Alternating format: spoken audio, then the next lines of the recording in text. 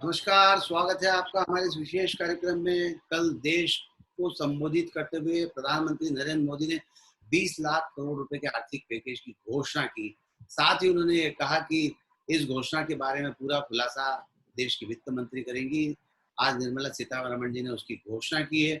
क्या मुख्य मुद्दे हैं? क्या इसमें किन-किन लोगों को फ़ायदा होने वाला है? क्या इस घोषणा से क्या-क्या और संभावनाएँ बनती हैं? इन्हीं सब बातों पर चर्चा करने के लिए हमारे साथ मौजूद हैं हमेशा की तरह मेरे सहयोगी राजा शर्मा जी। राजा भाई, स्वागत है आपका। और आईएमए के पूर्व प्रेसिडेंट और चार्टर्ड अकाउंटेंट संतोष मुछाल जी। मुछाल जी, आपका भी स्वागत है बहुत-बहुत। राजा भाई और मुझसे तो आप लोग परिचित हैं, लेकिन संतोष मुछाल जी जाने-माने चार्टर्ड अकाउंटेंट हैं। उसके साथ ही कई सारे ऐसे काम करते हैं जो आम आदमी के बस की बात नहीं होती, चाहे वो इंदौर म्युनिसिपल कॉर्पोरेशन को बीएसई में लिस्टेड करने की बात हो। ऐसे तमाम सारे आर्थिक मुद्दों के विशेषज्ञ हैं। संतोष भाई, आपका भी स्वागत है। राजा भाई, एक बार फिर आपका भी स्वागत है। मैं जानना चाह रहा था राजा भाई कि अ, जो आज निर्मला सीतारमण जी ने जो घोषणा की है, उसको लेकर आपका रुख क्या है, आपकी प्रतिक्रिया क्या है? पहले तो थैंक यू सर। और मुछाल साहब का स्वागत है सर। मुछाल साहब बहुत ही मतलब इंदौर को ब्रांड बनाने में संतोष मुछाल का बड़ा कंट्रीब्यूशन है। बिल्कुल सही इसको कहा। मुझे इसको मुझे बहुत कहने में गर्व फील होता है कि वो व्यक्ति है जो इंटेलेक्चुअल प्रॉपर्टी है इस शहर की, सही बात। और इस शहर को एक बड़ा प्लेटफॉर्म दिलाने में Indore management association public Santosh Muchhal including chartered accountant plus CSR, ये वो व्यक्ति है जिन्होंने इस शहर में काफी उल्लेखनीय काम किए हैं। और देखिए, मैं हमेशा एक बात कहता हूं सर कि जो काम दो हाथों से होता है ना, उसको हजार आंखें देखती है। बिल्कुल सही कहा राजा भाई। तो हम तो हम उन हजार आंखों में से ही हैं जो मुछाल साहब के कामों को भी देखते हैं। तो सही। सर, स्वागत है आपका हमारे इस विशेष शो के अंदर। Most welcome sir. अब धन्यवाद मैं राजा भाई। अब मैं बात करता हूँ सुनील सर, आपने जो जिक्र किया कि निर्मला सीतारमण ने जो अनाउंसमेंट किए हैं उसको किस रूप में देख रहे हो। हमने जब इमीडिएट कल ये टॉक शो किया था मोदी जी के जस्ट एड्रेसिंग के बाद, तब भी मैंने आपसे कहा था कि अभी तेल और तेल की धार देखना चाहिए। बहुत जल्दी किसी चीज निष्कर्ष पे हमको नहीं पहुंचना चाहिए, क्योंकि स्टैटिस्टिक्स देखिए क्या होता है। जीडीपी और ट्रिलियन डॉलर की इकोनॉमी के जो स्टेटमेंट है वो पिरामिड में कहाँ फिट बैठते हैं, ये ऑलवेज मैटर करता है। वाइसा वर्सा पिरामिड में कहाँ तक जाता है ये भी मैटर करता है। जी। आप देख रहे हैं देश के अंदर अभी पिछले 3 महीनों से, औसत 3 महीनों से, और खासतौर से पीक आवर्स की बात करें तो पिछले 1 महीने से लेबर इधर से उधर हो रहा है, जिसको हम माइग्रेंट लेबर के रूप में जान रहे हैं। सरकार को ये बात समझ में आ गई थी कि इकोनॉमी को बूम देने के लिए micro, medium, small scale industry, जिसको हम एमएसएमई कहते हैं, इसको कैसे स्टेब्लिश किया जाए कि यदि कोई लेबर, सपोज कीजिए इंदौर का लेबर अब अहमदाबाद चले गया या गुजरात का लेबर इंदौर आ गया, तो ये नक्की नहीं है कि मोमेंट अभी वापस होगा भाई, क्योंकि वो नेटिव जगह चले गया है। वहां पे इंडस्ट्री कैसे ग्रो हो, वहां के लोकल जो उद्योग हैं उनको कैसे प्रोत्साहन मिले, इस दिशा में सरकार का एक प्रयास है। लेकिन अगेन आई एम रिपीटिंग, अब हर 15-20 दिनों के अंतराल में, 1 महीनों के अंतराल में कोई ना कोई रिफॉर्म, कोई ना कोई पैकेज हमारे बीच में आता रहा है और हम देख भी रहे हैं, लेकिन हमारी डे टू डे की लाइफ में उसको कोई अभी तक फर्क नहीं पड़ा है। एक बात, बजट की बात करते हैं। अब हर महीने बजट आता है सर। पहले साल में एक बार बजट आता था, अब हर 15 दिन में बजट आता है, हर महीने एक बजट आता है। ये रिफॉर्म एक ग्रेजुअल प्रोसेस है, चलती रहना चाहिए और मैं उसका बहुत स्वागत करता हूँ। लेकिन sir, again I am repeating, आज 6 लाख करोड़ का ओवरऑल अनाउंसमेंट है। यदि मैं मुछाल साहब सही हो तो मुझे करेक्ट भी कीजिएगा, क्या गलत हो तो। तकरीबन 6 लाख करोड़ का इन्वेस्टमेंट का एक अनाउंसमेंट है। उसका यदि जड़मूल बात करें, इसका सूत्र वाक्य की बात करें, तो बाजार में लिक्विडिटी कैसे आए, एक तो उस दिशा में प्रयास किया गया है। दूसरी बात, अब माइक्रो, स्मॉल, मीडियम इंडस्ट्रीज की परिभाषा बदली है इन्होंने। हाँ। ये बहुत ही उम्दा किस्म का स्टेप है। यदि इसको राज्य शासन और ब्यूरोक्रेटिक विंडो तरीके से एग्जीक्यूट होने दे तो क्या होता है सर, आपका ऊपर से अनाउंसमेंट बहुत अच्छा हो जाता है, लेकिन उसका रूट जो है, अब आपको पीतमपुर में फैक्ट्री लगाना है सर, तो पीतमपुर में फैक्ट्री लगाना है तो मोदी जी के आदमी तो आके लगाएंगे नहीं। आपको परमिशन लेना पड़ेगी मध्य प्रदेश की विंडो से, मध्य प्रदेश की विंडो से मतलब इंदौर के विंडो से, इंदौर के विंडो से मतलब एडमिनिस्ट्रेशन, AKVN। तो रूट कहाँ से होता है, उसकी रूट पे इसका एग्जीक्यूशन होना जरूरी है, एक बात। दूसरी बात जो हमने समझा कि PF के अंदर भी कुछ रिलैक्सेशन दिए हैं, TDS के अंदर रिलैक्सेशन दिए हैं, CS के अंदर कुछ रिलैक्सेशन दिए हैं। ये सब चीजें लिक्विडिटी को बढ़ावा देने के लिए किया गया है। बहुत ही स्वागत योग्य कदम है यदि एग्जीक्यूट हो तो। बाकी बात हमको मुछाल साहब गाइड करेंगे क्योंकि इकोनॉमिक्स के अच्छे जानकार हैं, हमें बताएंगे किसको किस रूप में देखा जाए। संतोष भाई,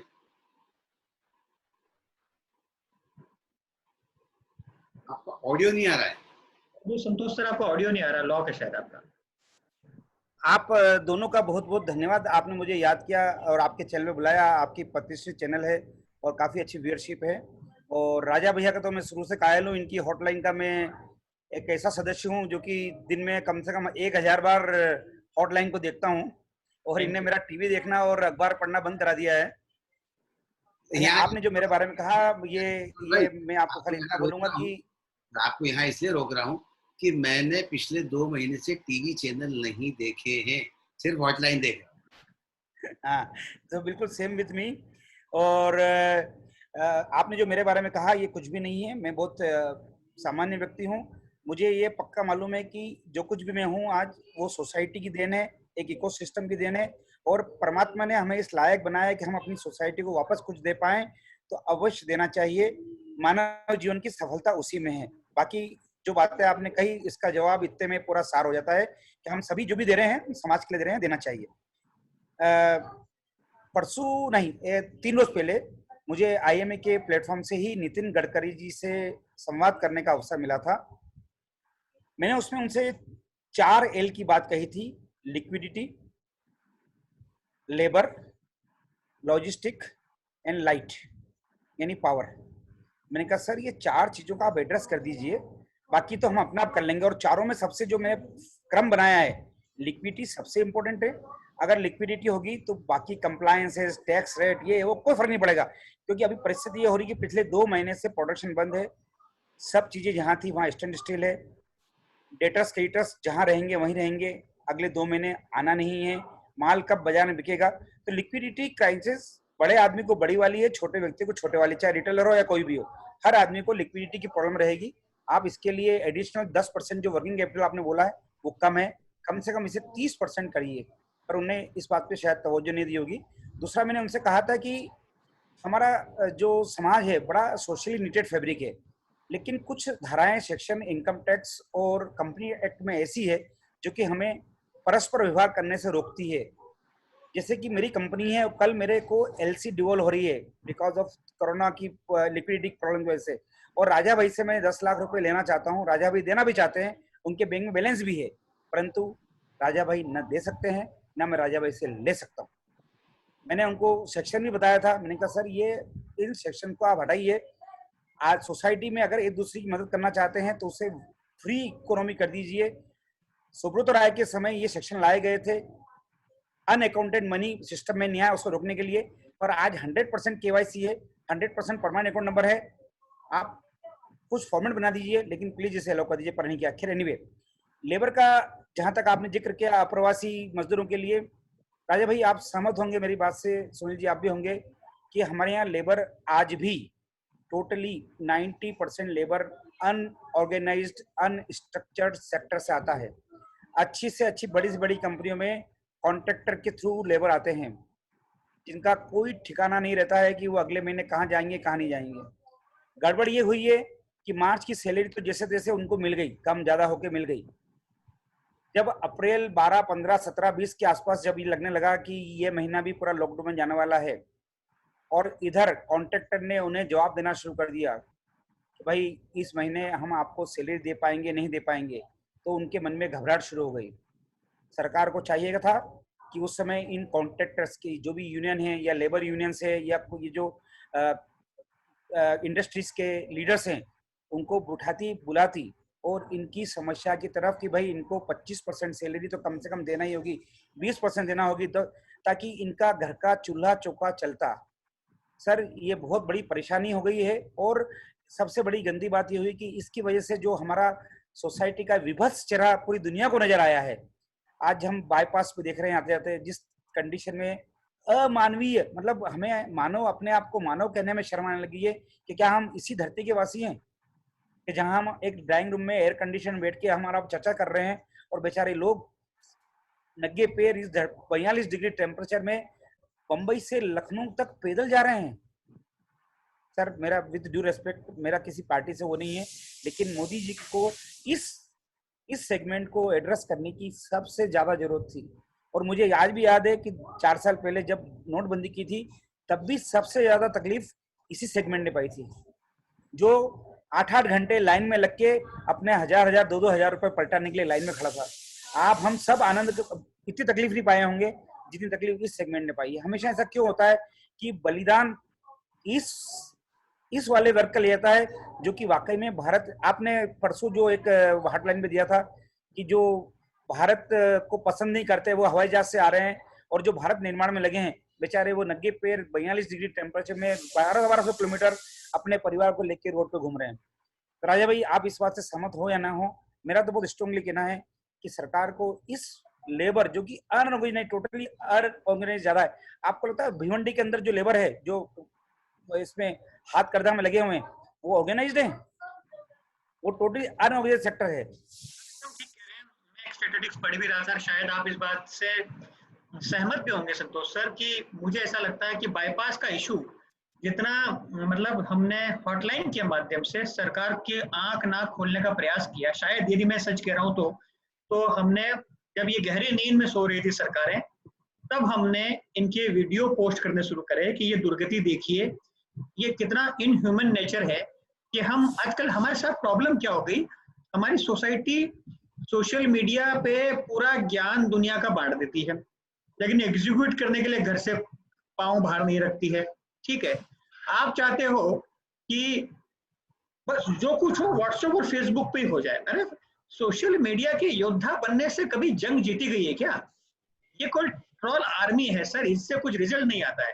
रिजल्ट लेने के लिए आप देख रहे हैं समाज का, इंदौर के समाज को मैं साधुवाद दूंगा, पूरा समाज जो है, आपने चूंकि बाईपास का जिक्र छेड़ा इसलिए मैं थोड़ा सा एलोबरेट कर रहा हूँ उस सब्जेक्ट को, कि पूरा समाज जो है अपने स्तर पर इंदौर में बड़े लेवल पे कंट्रीब्यूट कर रहा है। सरकार बिल्कुल नहीं है सर, सरकार का कोई योगदान नहीं है। इंडिविजुअल समाज, इंडिविजुअल व्यक्ति, या कुछ पॉलिटिकल लोगों की बात करो तो पर्सनल कैपेसिटी के अंदर। मुझे अच्छी तरह याद है सर, आज क्योंकि मैं बाईपास में तकरीबन 15-20 दिन से रोज सुबह एक चक्कर काटता हूँ, शायद मैं पहला बंदा हूं जब मैंने कहा था कि चप्पलों की आवश्यकता है जब कोई ध्यान नहीं दे रहा। मैंने कहा चरण पादुकाओं की आवश्यकता है, इनके पांव जल रहे हैं, इनको गाड़ियां उपलब्ध कराइए। रोटी तो हो सकता है कि 5 किलोमीटर दूर आगे को दूसरा बंदा मिल जाएगा देने के लिए, राऊ से निकलेगा तो सिमरोल में कोई मिल जाएगा, सिमरोल से निकलेगा तो महू में खाना देने वाला मिल जाएगा। साधन उपलब्ध कराइए, इनके 100-100 किलोमीटर बचाइए आप। उस दिशा में उस समय कोई ध्यान नहीं दे रहा था सर।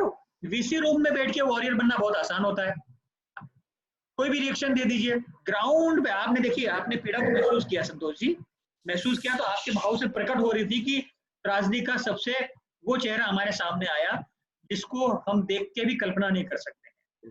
और हमें सच कह रहे हैं कि इसको एड्रेस करने में सरकार ने बहुत ही लेट लतीफी भी की और अभी भी जारी है।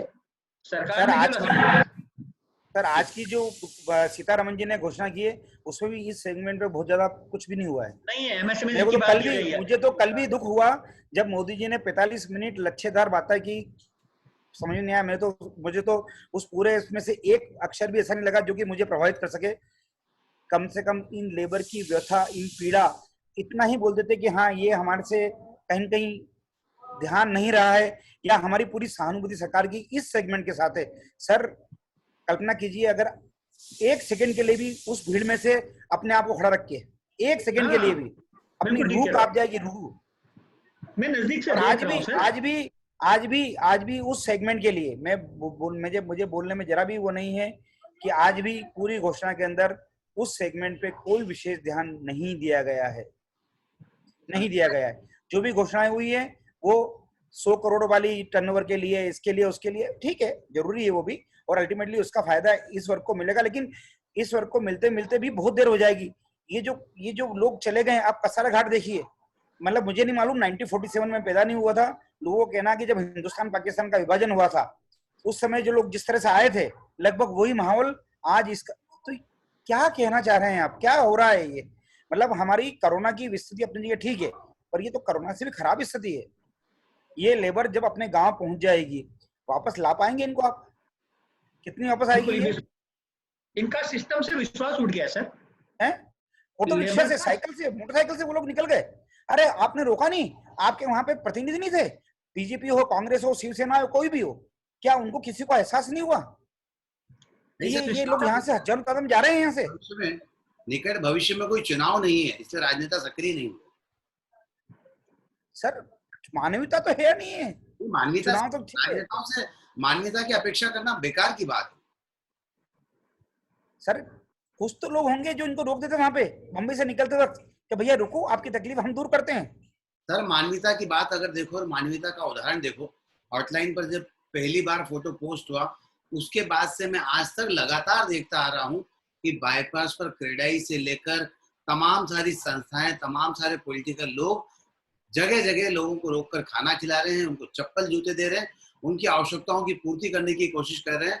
और मुझे कहते हैं बहुत गर्व है कि लगातार जब सरकार पर इस बात की खबर हॉटलाइन के थ्रू पहुंची सबसे पहले, उसके बाद अन्य माध्यम सक्रिय हुए, नेशनल टीवी उसके बाद सक्रिय हुए, उसके बाद अब सरकार मध्य प्रदेश की सीमा से लेकर मध्य प्रदेश की सीमा तक छोड़ने की बसों की व्यवस्था कर रही है। तो ये बहुत अमानवीय पहलू है। इस पर कहीं मानवीयता अब नजर आई है इतने दिनों बाद चलने के बाद। अब संतोष भाई, जो कुछ भी निर्मला सीतारमण जी ने घोषणा की है, आप उससे कितना हाँ, उस पे आते हैं। देखिए, हिंदुस्तान एक देश नहीं है, मैं कई बार राजा भाई से भी जिक्र कर चुका हूँ। हिंदुस्तान एक कॉन्टिनेंट है। इसकी डेमोग्राफी किसी भी अपने आप में महाद्वीप से कम नहीं है। इसकी पॉपुलेशन 130 करोड़ की पॉपुलेशन।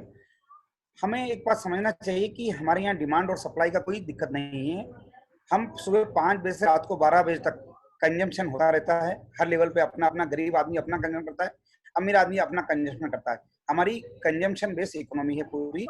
तो अभी भले ही 2 महीने के लिए एक पॉज आ गया, पॉज, इस पॉज के अंदर भी जितना जिससे बन पाया कंजम्पशन चल ही रहा है। आने वाले समय पे कंजम्पशन वापस आएगा, वापस डिमांड बढ़ेगी। तो मुझे नहीं लगता कि इंडस्ट्रीज को वापस आने में बहुत लंबा समय लगेगा।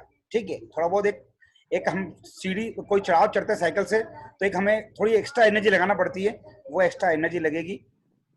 सवाल सबसे बड़ा आएगा कि ये लिक्विडिटी का जो बोला है गवर्नमेंट ने, वो कहाँ तक पहुंचती है। मैं आपको एक बताऊं, अभी जिसका जिक्र कल प्रधानमंत्री जी ने किया कि रिजर्व बैंक ऑफ इंडिया ने कुछ 1 लाख करोड़ रुपए था कुछ something, repo rate, reserve bank की एक रेपो रेट होती है, उस रेट प्लस कुछ 0.25 या 0.5 बैंकों को छोड़ दिया था उन्होंने कि आप इस पे ये कर्जा दे दीजिए। सर आप मानेंगे, पूरे इंदौर में, रादर पूरे मध्य प्रदेश बोल सकता हूँ, उसमें से 1 रुपया भी किसी इंडस्ट्री को नहीं मिला।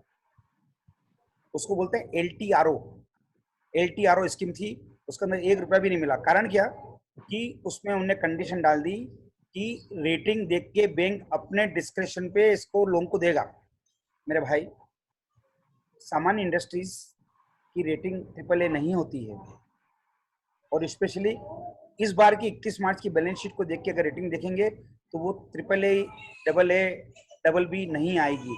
हमें ये चाहिए था कि हम उसमें रिलैक्सेशन करते और ये कोशिश करते कि ये LTRO की जो बेनिफिट है, आप मानेंगे मुश्किल से कुछ 20-25 जो बड़े इंटरप्राइज हैं वही उसको एंजॉय करके चले गए।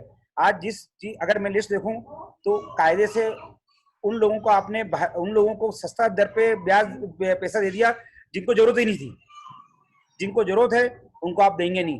आपने बैंक को अकाउंटेबल कर रखा है कि अगर एनपी हुआ तो आपकी बैलेंस शीट खराब होगी। अरे भाई, कोई भी आदमी जो भी ऑफिसर बैंक का, वो अपनी बैलेंस शीट खराब नहीं करेगा। उसको दर्द इमोशनली अपनी जगह होगा, लेकिन जब हकीकत पे आएगा अपनी बुक्स के लिए, वो अपनी बुक्स को खराब नहीं करेगा, क्योंकि वो भी अकाउंटेबल है अपने हायर अप्स के लिए कि उसने लोन अगर डिस्ट्रीब्यूट किया है तो उसकी अकाउंटेबिलिटी आ रही है। गवर्नमेंट को चाहिए था कि अगर आप 9.5% इंटरेस्ट चार्ज कर रहे हैं, ठीक है, आप कम करिए 2%, 2.5%, हम रिजर्व बैंक की, हम गवर्नमेंट की तरफ से उसमें इंटरेस्ट सबवेंशन जिसको बोलते हैं वो हम करेंगे। गारंटी देना थी कि आप जो भी क्रेडिट कार्ड्स हैं या जो भी बैंकों की लिमिट्स हैं उसके अंदर पर्टिकुलर लिमिट तक स्टेट हमारी या सेंट्रल गवर्नमेंट जो है गारंटी देगी। अमेरिका में ट्रंप जी ने आश्वासन दिया कि चिंता न करें, लोन बांटिए, फेडरल गारंटी मिलेगी। सर अभी समस्या है लिक्विडिटी की। जितनी ज्यादा लिक्विडिटी होगी सिस्टम में, बाकी की समस्याएं अपने आप खत्म हो जाएगी, अपने आप खत्म हो जाएगी। आप बिलीव कीजिए, आदमी ने खर्च करना शुरू किया तो उसका प्रभाव पूरे सिस्टम में नीचे तक आता है। और आज जो प्रयास सीतारामन जी ने किए हैं वो ठीक है, उसका अभी अपने एक गहन अध्ययन भी होगा अगले 4-5 घंटे के अंदर, क्योंकि अभी 2 घंटे पहले ही हुआ है। और सबसे बड़ा इफेक्ट जब मालूम पड़ेगा, जो राजा भाई ने भी बोला है कि ये जो फायदा हुआ है वो गोमुखी से स्टार्ट होकर बंगाल की खाड़ी तक पहुंचता है या नहीं पहुंचता है, या जो बेनिफिशियरी होना चाहिए एसएमई या माइक्रो, जो आप डेफिनेशन चेंज कर दी है तो अच्छी बात है। काफी समय से डिमांड कर रहे थे हम लोग कि आप डेफिनेशन चेंज कीजिए। एक और काम करना था इनको, हमें इन्वेस्टमेंट अलाउंस रिजर्व पहले बनता था, एक इन्वेस्टमेंट अलाउंस मिलता था इनकम टैक्स के अंदर। अभी हमें ये करना चाहता कि 1 साल के अंदर जो भी व्यक्ति फर्दर इन्वेस्टमेंट करेगा प्लांट मशीनरी में, हम उसे इन्वेस्टमेंट अलाउंस देंगे। वो नहीं किया, जबकि इसकी मांग हम काफी समय से कर रहे थे कि इस वर्तमान परिस्थिति में इन्वेस्टमेंट आना चाहिए। दूसरा एक और सबसे इंपॉर्टेंट चीज राजा भाई इश्यू रहेगा कि विदेशी कंपनियां जो आ रही है उनके लिए तो आप करना भी चाहिए हमें कि हम उनके लिए रेड कारपेट बिछाएं, पर जो कंपनियां यहाँ की है उनका क्या? आप देखिए पीतमपुर के अंदर कई इंडस्ट्रीज ऐसी है जिन्हें सपोर्ट की आवश्यकता है। सरकार को चाहिए कि वे अपने लेवल पे इन लोगों को, जिस तरह से आप इनके लिए रेड कारपेट बिछा रहे हैं, इनकी समस्याओं को भी तो एड्रेस करें। राजा भाई मैं आपको एक बहुत अच्छी बात बताऊंगा, जब गुजरात के सीएम हुआ करते थे मोदी जी, उस समय मुझे अच्छी तरह ध्यान है, उनने एक बड़ा अच्छा सिस्टम डेवलप किया था कि जो भी इंडस्ट्री या बिजनेसमैन एक पर्टिकुलर अमाउंट, कितना था वो याद नहीं आ रहा मेरे को, वो अगर गवर्नमेंट को टैक्स के रूप में पे कर रहा है तो वो he is like a OSD, officer on special duty. उस आदमी को अपॉइंटमेंट लेने की जरूरत नहीं है, वो सीधा सेक्रेटरीट में बगैर अपॉइंटमेंट के आ सकता है और मोदी जी से मतलब सीएम से मिल सकता है, अपनी बात को रख सकता है। तो इस तरह की व्यवस्था लागू करना चाहिए कि हम जो स्मॉल इंडस्ट्रीज है या जो भी मीडियम इंडस्ट्रीज है उनकी समस्याओं को किस हद तक, किस तरह तक एड्रेस कर पाते हैं। केवल फोरा ऊपरी तरह से पानी फेरने से पानी जड़ों में नहीं जाता है, जड़ों में जाने के लिए पानी को नीचे डालना पड़ेगा। तो सीतारामन ने जो आज कहे है उसके अंदर मेजर चूक अभी भी हो रही है लेबर को लेके, लाइट को लेके। उन्हें एड्रेस कर दिया है कि जो डिस्कॉम की जो रिकवरी है, डिस्कॉम की जो घाटा है उसको पूरा करने का प्रयास करेंगे। और सीतारामन जी ने एक और बोला है कि कुछ जो घोषणाएं हैं वो आने वाले दिनों में 2-3 दिन में और करने वाली हैं। वो सबसे बड़ी चीज राजा भाई हम कई बार डिस्कस करते आ रहे हैं, आज भी ईज ऑफ डूइंग बिजनेस नहीं है। मुझे उम्मीद थी कि आज कल जो मोदी जी ने अनाउंस किया उसमें, और सीतारामन जी इसके अंदर लॉ के बारे में कुछ बात करेंगे। कल मोदी जी ने कहा था कि हम लॉ में काफी रिलेक्शन करने वाले हैं, पर सीतारामन जी ने आज लॉ के बारे में नहीं कुछ भी कहा, कुछ भी रिलेक्सेशन नहीं दिया है। आज भी केवल विवाद से विश्वास की डेट बढ़ाई है उन्होंने, पर विवाद से विश्वास के अंदर कई अमेंडमेंट्स की रिक्वायरमेंट है जो कई समय से मांगे जा रहे हैं, वो नहीं किए हैं। मुझे उम्मीद थी कि लिक्विडिटी बढ़ाने के लिए एक कोविड बांड करके कोई इशू करेगी गवर्नमेंट, जिसके अंदर के अभी भी मुझे लगता है कि अनअकाउंटेड मनी आज भी है सिस्टम में, वो एक बार फिर आ जाती, पर उन्होंने इसको अनाउंस नहीं किया। दूसरा कोई कारण होगा उसके पीछे? हाँ सुनील जी कुछ पूछें आप। हाँ राजा भाई आप क्या कहते हैं? संतोष भाई ने काफी विस्तार के साथ एक एक चीज पर प्रकाश डाला है, चाहे वो मजदूरों की समस्या हो, चाहे एमएसएमई का हो, चाहे सरकार के कोविड बॉन्ड को लेकर बात कही है। आप क्या कह रहे हैं?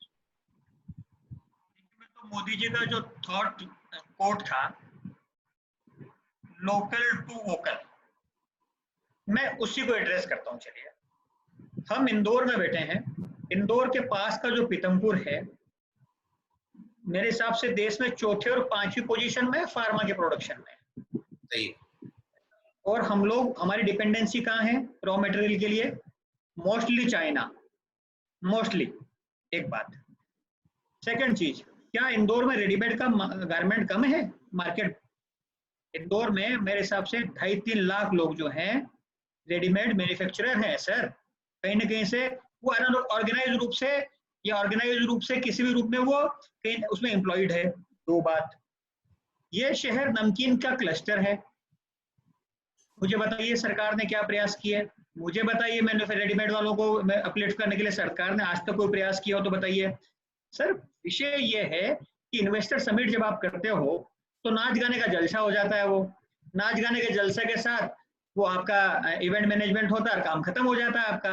मुझे ये बताइए कि उस समिट के बाद, उस मैग्निफिसेंट मध्य प्रदेश के बाद, ग्लोबल इन्वेस्टर मीट के बाद आप ये कहो कि ये 20,000 लोग नौकरी इसलिए पाए हैं कि हमने यहाँ इंडस्ट्री लगाई, केवल कागजों पे अनाउंसमेंट हो रहा है।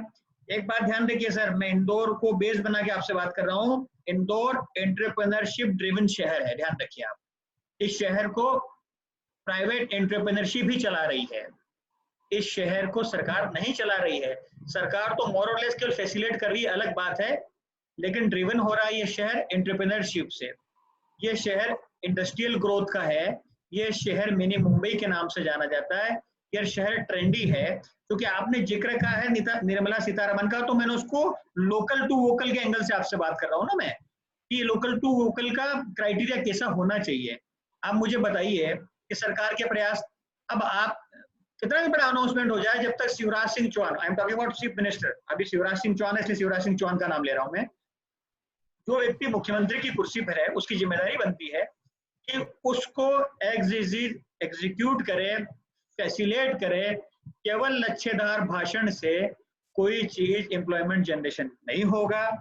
आपको उसका विजन समझना होगा, आपको उसके पर्सपेक्टिव समझने होंगे, आपको समझ में आना पड़ेगा कि ब्रेन ड्रेन क्यों हो रहा था, लोकल व्यक्ति माइग्रेंट क्यों हो रहा था, उसको यहाँ लोकल रोजगार क्यों, आपने क्या उपलब्ध कराए।